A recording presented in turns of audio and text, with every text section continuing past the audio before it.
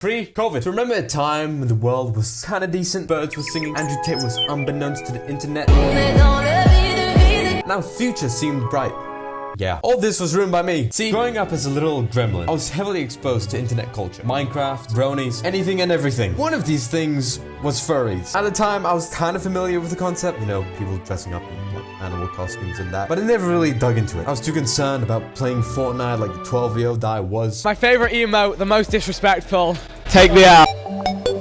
And hanging out with the boys. And then, I caved like the human skull being hit with a fast-moving object. Some of the main contributors to my downfall were Major Strawberry, Odin Wolf, and of course, Corey Coyote. And from then on, I knew I was a furry. After I realized I was a furry, of course, I didn't want people to know. I had some sanity to understand that people would bully me for having such a hobby.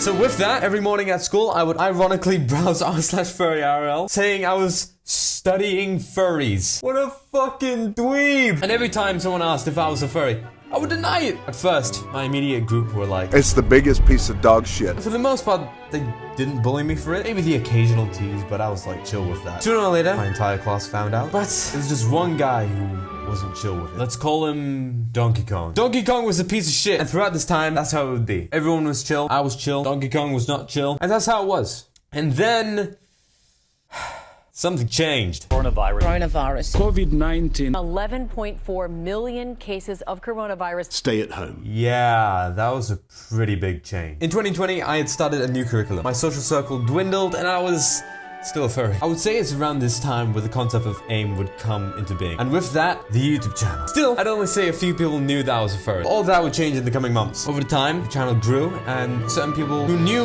I was a furry found it and started telling people at my school. You know exactly who you are. Since 2020, the channel has been growing steadily. And with that comes people finding out. At first, it was alright. But after I made the current most popular video, I think everyone knew. Now, what the hell happened after they found out? Well, first, they were surprised at the quality of my content. And then after they were surprised, then they asked how much money I was making from it. Okay, yes, I'm able to apply for monetization, but currently I don't want to. I want to get back into making weekly videos and improving my content at the same time, because currently I don't feel my uploads are not to the standard where regular people can watch and still be interested. So I tell them, nothing yet, mate, that's that.